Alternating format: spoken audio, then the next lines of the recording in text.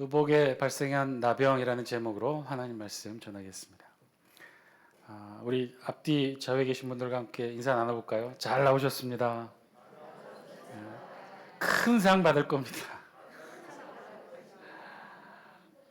사실은 작년에 올해를 준비하면서 정책당회 때 우리 교역자들이 심혈을 기울여서 준비한 게 있었어요.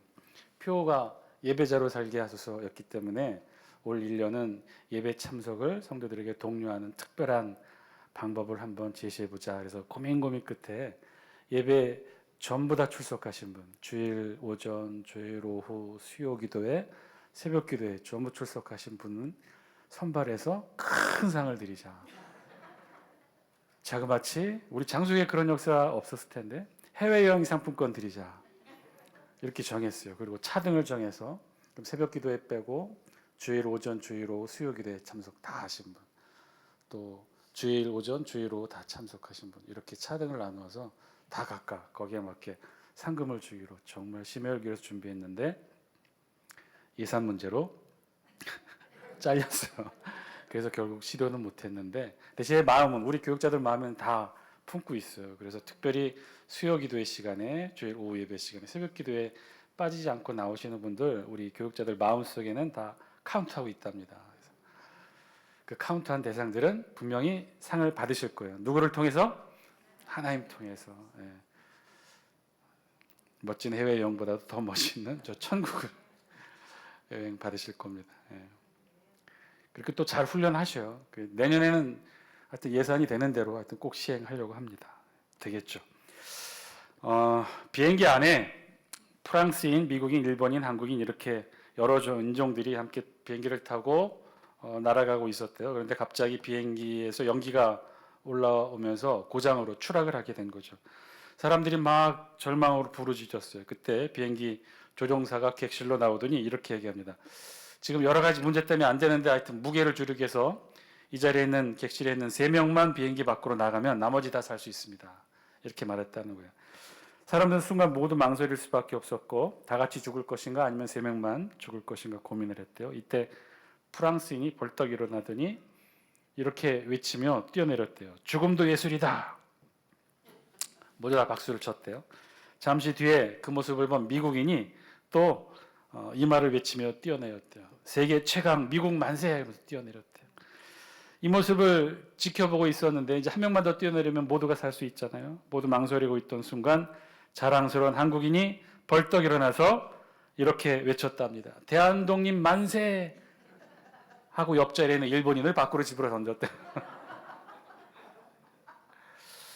웃으면 안 되는데, 근데 1년에 딱 2번만 용서하기로 했죠. 우리 스스로. 언제? 3.1절하고 광복절 바로 15일 날만큼은 우리 스스로 용서하기로.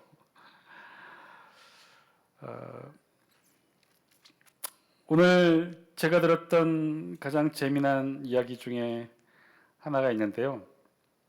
3.1절이 1919년 3월 1일에 시작된 3.1 운동을 기념하는 날이잖아요. 오늘이 바로 그 날인데, 그래서 아마 오늘 전국적으로 아마 기념 행사가 있었을 거예요. 그리고 이 자리에 빠진 분들도 다 그 행사에 참석하시느라 빠진 것 같은데, 아멘인가요?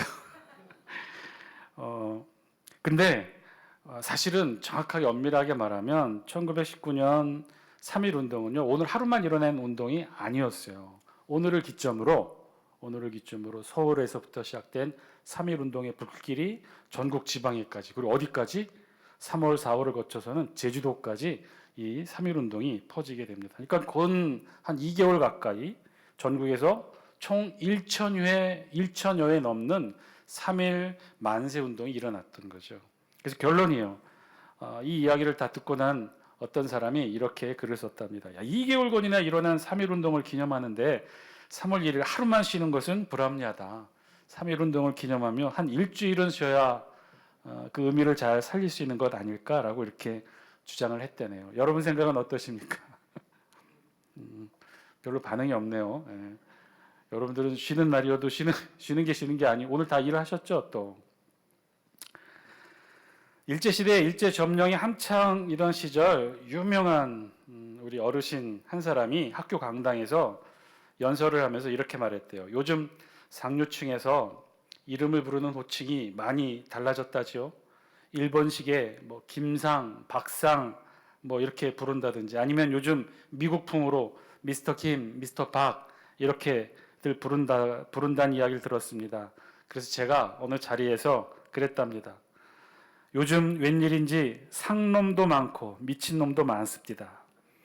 요새 일본말을 좀 할 줄 아는 사람들은 스스로 김상놈, 박상놈 하더니 김상, 박상 이걸 이렇게 빗댄 거죠. 요즘은 또 미국 풍조가 들어와서는 어떤 사람들은 죄다 미쳤다 김, 미쳤다 박 하지 뭡니까? 세상이 참 미쳐 돌아가는 것 같아 보입니다. 이렇게 좌증을 연설하면서 웃겼다는 그런 이야기가 있어요. 근데 그 어르신이 누구였냐면 바로 월남 이상재 선생이었어요. 이 기사에도 그런 글을 썼는데요. 이 월남 이상재 선생이 독립운동가로 교육가로 하여튼 많이 알려졌지만 아주 탁월한 이 촌철살인의 말 표현으로도 유명했어요. 거침없는 이 말에도 유명한 일화들을 많이 남겼답니다. 그 중에 유명한 일화 중에 하나가 이 개나리가 만발하던 3월 어느 날 월남 이상재 선생이 종로 YMCA 회관에서 강연하다가 청중석에 자신을 감시하러 청중인 양 하고 앉아있는 종로 경찰서, 조선총독 경찰서 경찰들 몇 명을 본 거예요. 그랬더니만 이 월남 이상재 선생이 연설하다 말고 이렇게 말했답니다. 허허, 개나리가 밖에만 핀 줄 알았더니 이 안에도 개나리가 폈네요. 그래. 개나리. 그 시대에는 이 경찰들을 이제 나리라고도 호칭해서 불렀으니까 이렇게 얘기했다는 거죠. 이것이 그 유명한 개나리 일화예요. 이 밖에도 수많은 촌철살인적인 언어로 많은 사람들에게 영향을 끼쳤는데 더 유명한 일화 중에 하나는 어느 날 고종 황제를 아련하기 위해 이 월남 이상재 선생이 고종 황제가 있는 곳으로 들어갔는데 그만 거기서 이 앞에서 이 매간매직하기 위해 김홍욱이라는 사람이 뇌물 보따리를 끌어안고 이 황제에게 뇌물을 바치는 장면을 보게 된 거예요. 이 뒤따라 들어왔던 월남 이상재 선생이 그거를 보더니 고종 황제 앞에 놓여진 뇌물 보따리 아마 이제 돈다발 같아 보이는데 다가가자마자 그 돈다발을 난로에다가 확 쳐박아 던지면서 이렇게 말했답니다. 상감이 계신 방이 왜 이리 치운가. 그리고는 고종 황제 앞에 엎드려 대성통곡하며 용서를 빌었답니다. 2018년도 방영되었던 피리수첩 프로그램에서 아주 재미난 내용을 방영을 했는데요. 사진 한 장 보시겠어요? 두 집을 보여준 거예요. 서울 강남에 있는 집과 그 다음 사진 변두리에 있는 초라한 집. 저 강남에 먼저 보였던 강남에 있는 집은 누구의 집이냐? 친일파 후손의 집이었고 허름한 집은 독립운동가 후손의 집이었다는 거죠.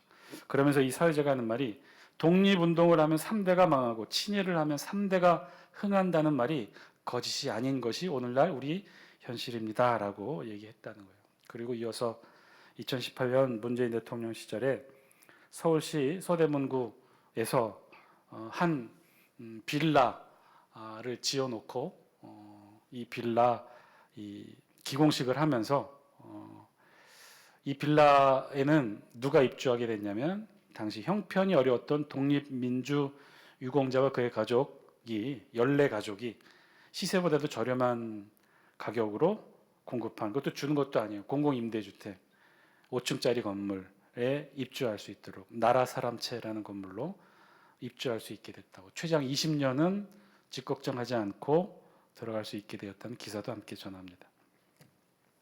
어느 기사에 전 세계 몇몇 나라의 화폐를 조사하며 이런 기사를 낸 적이 있어요.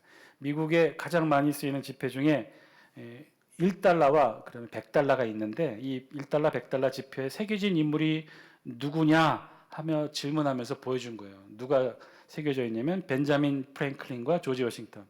근데 이 두 사람의 공통점이 있는데 이 사람들의 공통점은 바로 미국의 독립운동가였다는 거예요. 우리가 잘 아는 대로 미국도 식민지였죠. 영국의 식민지였어요. 영국의 식민지로부터 독립하면서 독립운동을 했던 두 사람들을 미국은 화폐에 이 사람들의 얼굴을 새겨놓고 기념했던 거죠. 그러면서 전 세계의 다른 나라 모든 나라들 다른 나라의 지배를 받았다 독립을 했던 모든 나라들의 공통점이 무엇이냐? 각 나라, 그 독립을 했던 나라들의 화폐에는 누가 새겨져 있느냐? 바로 독립운동가들이 새겨져 있다는 거예요. 인도의 간디가 그러하고 베트남의 호치민이 그러했다는 거예요. 그런데 우리나라에는 누가 새겨져 있느냐? 예, 조선시대 사람이 새겨져 있어요. 왜 그럴까요? 예, 이유는 간단해요. 우리가 함께 공통의 합의로 화폐에 새겨 넣을 수 있는 인물이 딱 조선시대까지인 거죠. 조선시대 이후 우리가 지금 왕정국가가 아니라 근현대 국가를 이루었는데 우리의 근현대사가 일제의 강점과 해방과 그리고 뒤이어진 6.25 전쟁으로 인해 우리 근현대 국가 기간이 흔들렸기 때문에 그래요. 그래서 그 누구도 독립운동가를 화폐에 새겨 넣자는 제안에 다 같이 공감할 수 없는 거예요.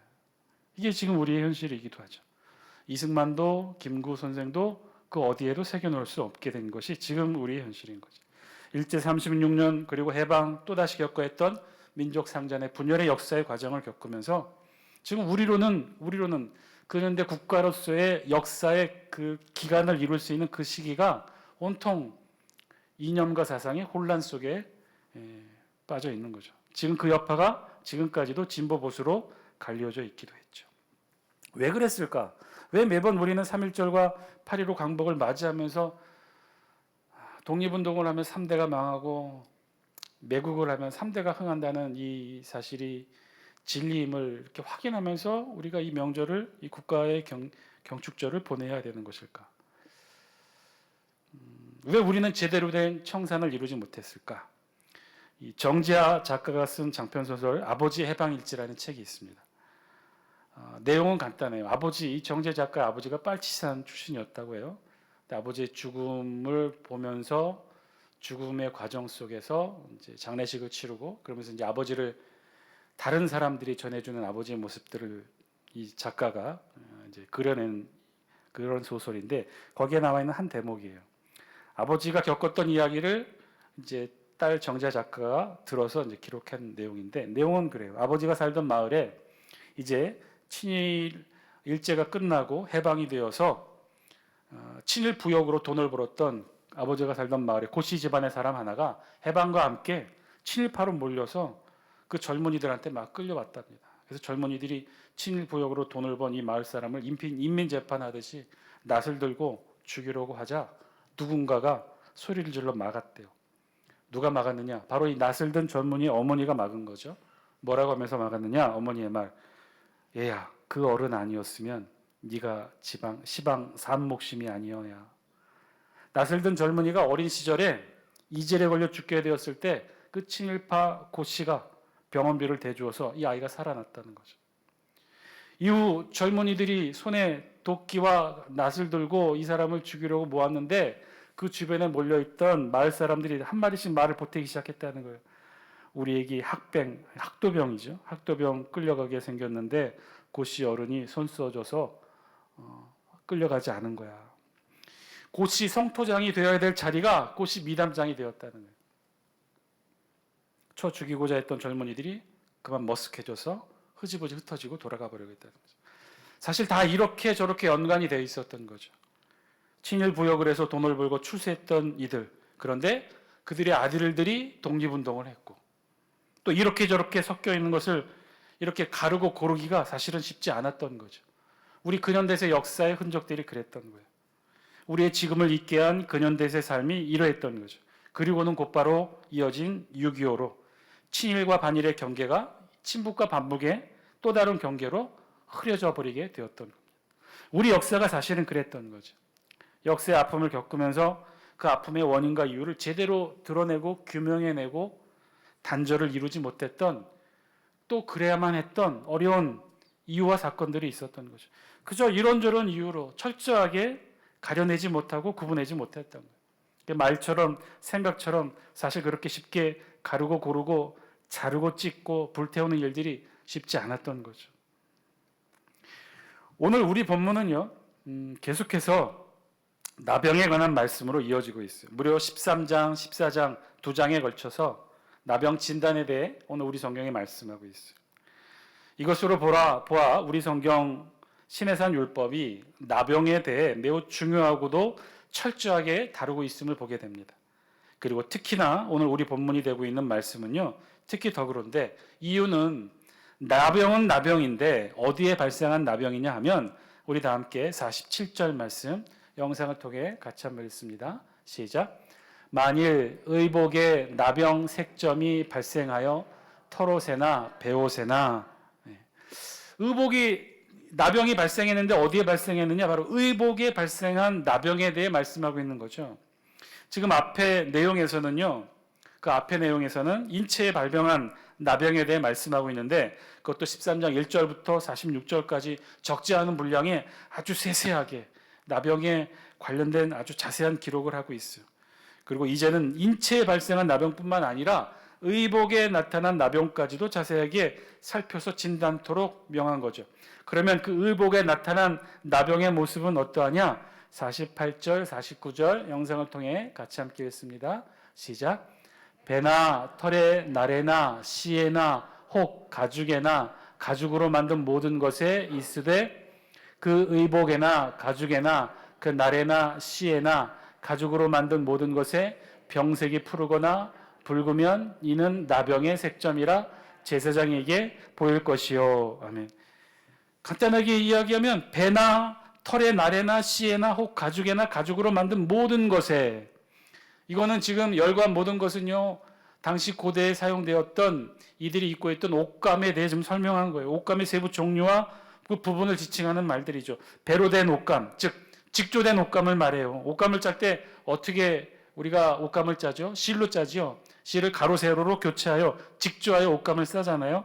그래서 세로는 C줄, 가로는 날줄. 그래서 이 C줄과 날실의 교차로 옷감을 직조하는 것처럼 그 옷감의 형태가 그렇다는 거예요. 배로 된 배나 털에 나래나, 즉 날실이거나 C에나 C줄이거나 혹 가죽에나 가죽으로 만든 모든 것, 그 옷감의 재질이 가죽인 모든 경우, 즉 지금 열거한 것은 당시 이스라엘 백성들이 입었던 옷감의 재질의 모든 종류를 다 열거한 거예요.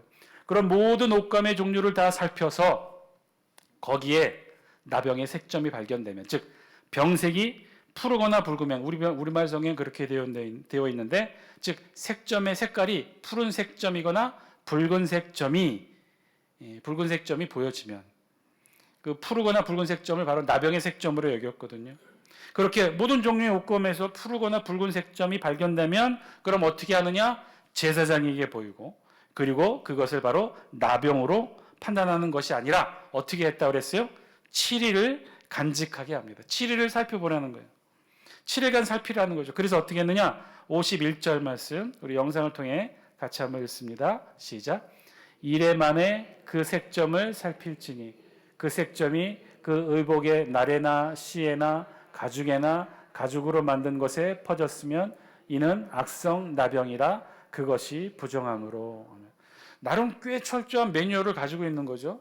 나병의 색점이라 의심되어지는, 즉 인체에 푸른 색점이나 붉은 색점이 옷감에도 나타나면 그 즉시 나병으로 판명한 것이 아니라 어떻게 해요? 그 즉시 7일을 지켜보라는 거예요.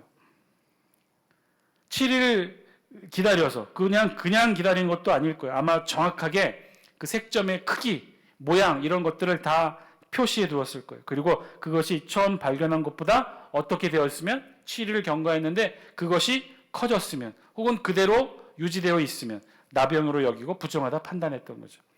왜냐하면 커졌다는 것은요, 그것이 어떤 색감에 의해 묻어진 것이 아니라 그야말로 세균의 번식이 일어나고 증식되어진다는 증거겠죠. 나름 철저하게 살펴서 나병으로 확정하는 이 매뉴얼을 가지고 있었어요. 그렇게 나병으로 확정하고 그래서 최종적으로 부정하다 제사장이 선언하면 어떻게 하느냐? 우리 52절 영상을 통해 같이 함께 읽습니다. 시작. 그는 그 색점 있는 의복이나 털이나 배의 나래나 씨나 모든 가죽으로 만든 것을 불사를 찌니 이는 악성 나병인즉 그것을 불사를 찌니라. 아멘. 어떻게 하라고요? 불사를 하고요. 하나님은 지금 신해선 율법 말씀으로 이렇게 명령하고 계셔요. 나병으로 확인된 옷감은 어떻게 되느냐? 불사르도록 명령하셔요. 우리가 나중에도 살펴보겠지만 사실 이 결정은 굉장히 과하고 무서운 결정이었어요.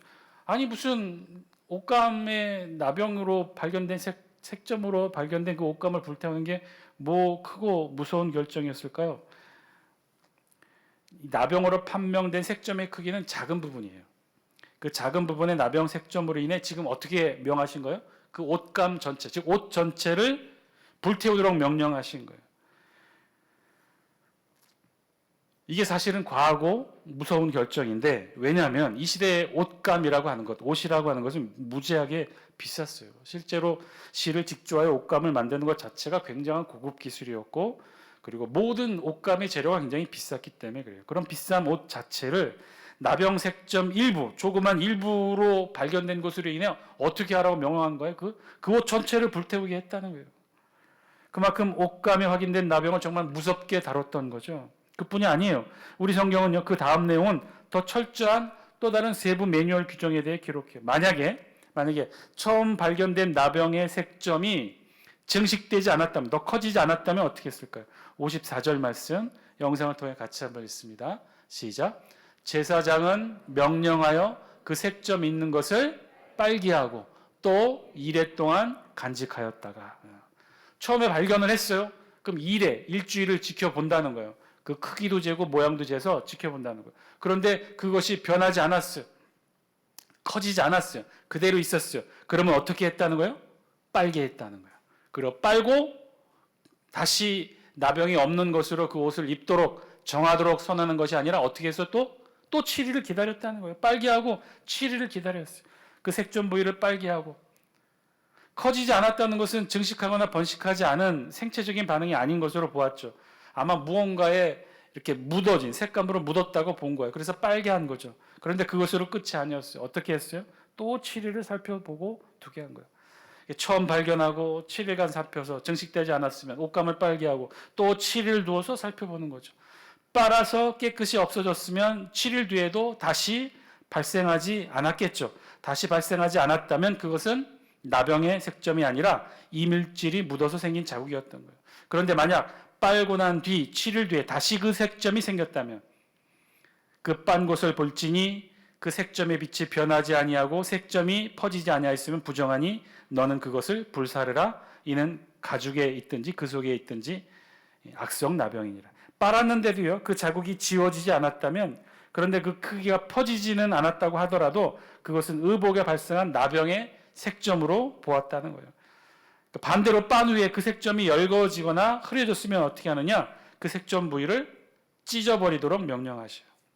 그리고 여러 날 후에도 희미하고 커지지는 않았으나 여전히 재발하게 된다면 재발하는 것 자체가 나병의 색점으로 보고 즉각 또 불사르도록 명령하십니다. 그리고 진짜 마지막, 이런 것 보면 우리 말씀이 정말 철저했던 것 같은데, 처음 색점의 발견 후 7일이 경과하고 또 빨고 난 후 또 7일이 경과하고, 그런데 그제서야 색점이 사라지거나 엷어졌으면 어떻게 하느냐. 그러니까 최상의 조건이죠. 색점이 발견이 됐는데 7일을 경과했는데 퍼지지 않았어요. 그리고 빨았어요. 그리고 또 7일을 경과했는데 엷어졌어요. 그럼 어떻게 하느냐? 56절, 우리 성경 56절 같이 한번 읽습니다. 시작. 빤 후에 제사장이 보기에 그 색점이 엷었으면 그 의복에서나 가죽에서나 그 나래나 씨에서나 그 색점을 찢어버릴 것이요. 그리고 58절입니다. 58절 같이 함께 읽겠습니다. 58절 시작. 내가 빤 의복의 나래나 씨에나 가죽으로 만든 모든 것에 그 색점이 벗겨졌으면 그것을 다시 빨아야 정하리라. 다시 빨아야 정하리라. 몇 번을 다시 읽어봐도 굉장히 철저하게 관리된 매뉴얼이에요. 여러 가지 경우의 수를 다 놓치지 않고 아주 철저하게 나병의 색점에 대해서 우리 성경이 다루고 있어요. 정말 철저하게 몇 번을 다시 살피도록, 다양한 경우의 수에 모두 다 살피도록 우리 성경은 명령하고 있어요. 그러니까 질문이 생겨요. 사실 우리가 읽으면서 계속 갖게 되는 질문이기도 하는데요. 그럼 과연 나병이 의복에도 생기는 것일 수 있을까요? 그렇지는 않죠. 나병은 오직 인체에만 발생되는 병입니다. 그러면 오늘 본문에서 말씀하고 있는 의복에 발생한 나병은 무엇일까요? 이는 사실 나병과는 거리가 먼 의복이나 가죽에 발생하는 곰팡이 유류를 뜻합니다. 오늘날로 말한다면 곰팡이 핀 거겠죠. 그런데 당시에는 이 곰팡이도 성경이 어떻게 규정했냐면 나병의 일종으로 보았던 거예요. 그 이유는 그만큼 나병이 무서운 질병이기 때문에 그렇겠죠. 또 사실 모든 곰팡이가 다 해로운 것은 아니나 대부분이 인체의 질병을 일으키는 역할도 하기 때문에 그래요. 그리고 나병이, 그러니까 곰팡이가 자랄 수 있는 환경 자체가 사실은 우리 인간에게 해로운 환경이라고 판단했던 거겠죠. 그러니 곰팡이를 문둥병처럼 여기고 나병처럼 여기고 관리하고 조심하도록 하나님께서 그렇게 명령하십니다. 그리고 더 중요한 것은 그만큼 이 나병에 대해서 우리 성경이 철저하게 관리하고 대처하도록 명령하신 거죠. 왜냐하면 그만큼 중요하니까. 또 그만큼 나병이 치명적이니까. 한번 걸리면 모든 관계를 단절시키고 진영에서 쫓아내야 했으니까. 아니 병에 걸린 것도 서러운데 진에서 쫓겨내야 하는 것 얼마나 무섭고 힘든 일이겠어요. 원래 병에 걸리거나 아픈 환자는 어떻게 됩니까? 주변 친지의 도움을 받아야 되는 것 아니에요? 그래야 빨리 치료받고 회복할 수 있는데 나병은 그렇지가 않았다는 거예요. 전염병은 그렇지 못했던 거예요. 강력한 전염병 영향력으로 주변에 특히 환자를 돕기 위해 가까이 한 가족들을 제일 먼저 감염시키니 그러니 더욱 철저하게 이 질병에 대해서 격리하고 멀리하도록 했던 거예요. 그래서 의복에 핀 곰팡이조차도 그냥 넘어가지 않았던 거죠. 자세하게 철저하게 어떤 매뉴얼과 루틴을 정해서 잘 살펴서 이 나병을 관리토록 합니다. 나병의 색점으로 확정되면 값비싸고 소중한 옷감이라 할지라도 다 불태우게 했어요. 그리고 우리가 읽어봐서 알겠지만 나병의 색점이 아닌 것으로 확정되었어도 그 부분을 빨았어도 그 부분을 최종적으로 나중에 어떻게 해요? 오려내도록 합니다. 철저했어요. 아주 철저하게 나병을 관리해요. 나병의 색점으로 한번 확인이 되면 불태우게 했고 나병의 색점이 최종적으로 아니어도 7일을 걸리고 또 빨고 또 그 외에 또 7일이 지났어도 그래도 나병 색점이 아니라고 판단됐어도 오려내게 했다는 거예요. 사랑하는 장수교 성도 여러분, 오늘 말씀을 통해 우리에게도 주신 하나님의 음성 저와 여러분들이 들을 수 있게 되길 바랍니다. 나병이 우리 성경에서 상징하는 바는 사실 죄예요. 죄악된 생활, 우리를 하나님과의 관계에서 무너뜨리게 하는 이 죄악들, 그것이 정말 무서운 것은요, 이 죄는 그 자체가 전염성을 갖고 있다는 거예요. 전염성이 너무나 강하다는 거예요. 한 가지 죄악에 대해 우리 스스로 관대해지기 시작하면요, 이 작은 죄가 점점 더 걷잡을 수 없이 커지게 되는 것이 죄의 본성이라는 거예요. 우리는 이 죄에 대해 지금 어떻게 대처하고 있습니까? 우리는 우리 자신의 죄에 대해 우리는 어떤 신앙의 매뉴얼을 가지고 있습니까? 아이고 목사님, 우리가 무슨 죄를 짓는다고 하십니까? 우리가 뭐 나라를 팔아먹었습니까? 도둑질을 합니까? 살인을 합니까? 우리 죄라는 건 모르고 삽니다. 여러분 혹시 그렇게 생각하시는 분 계시나요? 그렇게 본다면 우리 죄와는 무관한 삶을 살고 있다고 할 수도 있을 거예요. 그렇게 죄를 규명한다면, 그렇게 본다면 이 세상에 우리 그리스도인만큼 사실 도덕적으로 윤리적으로 떳떳한 삶을 살고 있는 사람도 없겠죠. 그런데 여러분 정말 그럴까요? 우리가 그렇게 떳떳한 삶을 살고 있을까요? 물론 대한민국의 법이 정하는 그 테두리 안에서 세금 내고 법을 지키고 나라를 팔아먹지 않고 도둑질하지 않고 살인하지 않는다는 그 법의 테두리 안에서 본다면, 그래서 우리 주민등록증에 빨간 줄이 그어져 있지 않는다고 그것을 떳떳한 삶이라고 가정한다면, 예, 떳떳한 삶 살고 있다고 할 수 있겠죠. 그런데 과연 그럴까요? 모르겠어요. 세상과 대한민국 법 앞에서야 떳떳하다고 할 수 있겠지만 과연 하나님 앞에서도 우리 그렇게 떳떳하다고 말할 수 있을까요?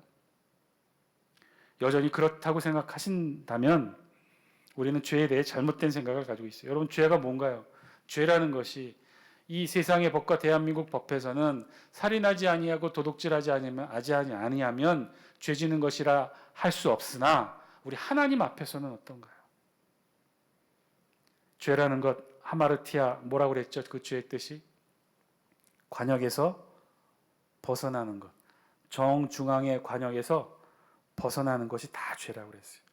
정중앙, 하나님이 원하시고 기뻐하시는 삶, 정중앙, 그 신앙의 삶을 살아내지 못한 삶이 다 하나님 앞에서 죄인 것이죠. 오늘 본문 말씀에 의하면 그런 하나님이 원하시고 기뻐하시는 삶의 관역에 정중앙에 꽂히지 못한 모든 화살은요, 다 나병의 색점으로 분류되는 거예요. 그런 나병의 색점이 7일을 경과했는데도 사라지기는커녕 점점 더 커지는 거죠. 그럼 어떻게 해야 되는 건가요? 오늘 말씀처럼 불태워야 돼요. 성령의 불로 깨끗이 태워버려야 된다는 거예요. 아니 커지지 않았어도 또다시 반복하지 않았어도 그 나병의 색점의 자국이 있던 자리를 오늘 말씀에 의하면 어떻게 해야 된다고 그랬어요? 오려내야 한다는 거예요. 도려내야 한다는 거예요. 그것이 나병의 색점, 죄를 대하는 우리의 자세인 거예요. 사랑하는 장수교 성도 여러분, 우리 몸이 아닐지라도 의복에 나타난 나병의 색점까지도 철저하게 다스리고 관리하도록 명하시는 하나님의 음성, 저와 여러분들 들으시게 되기를 주의 이름으로 간절히 축원드립니다. 오늘 말씀에 비추어진 우리 모습 돌아볼 수 있게 되길 바랍니다. 오늘 말씀에 비추어진 우리의 모습 과연 깨끗한가요? 우리는 정말 말씀에 비춰볼 때 죄의 색점이 하나도 보이지 않나요? 푸르거나 붉은 죄의 색점이 우리에게는 하나도 없나요? 하나님 말씀대로 하나님이 원하시고 하나님이 기뻐하시는 그런 삶, 신앙의 정중앙에 우리의 신앙의 삶이 다 모여져 있습니까? 오늘 말씀에 비춰진 우리 자신의 모습 돌아보시고 우리 안에도 혹시 죄의 색점 있다면 성령의 불로 불태우고 다 도려낼 수 있는 여러분 되시기를 주의 이름으로 간절히 축원드립니다. 오늘 이 시간 이 기도 제목을 놓고 함께 기도하기로 원합니다. 오늘 말씀에 비추어진 우리의 모습, 죄의 색점은 우리에겐 없는지, 푸른색, 붉은색, 이 모양 저 모양으로 얼룩얼룩해진 죄의 색점들이 우리에게는 없는지, 하나님 앞에서 그렇게 부끄럽지 않는 삶을 우리 자신 있게 살아왔는지 다시 한번 하나님 앞에 우리의 모습 비춰보시고 조금이라도 그 죄의 색점이 있다면 불태우고 도려낼 수 있는 신앙의 결단이 우리에게 있게 하여 주옵소서. 우리 다 함께 이 기도 제목 놓고 함께 기도해 주시기 바랍니다.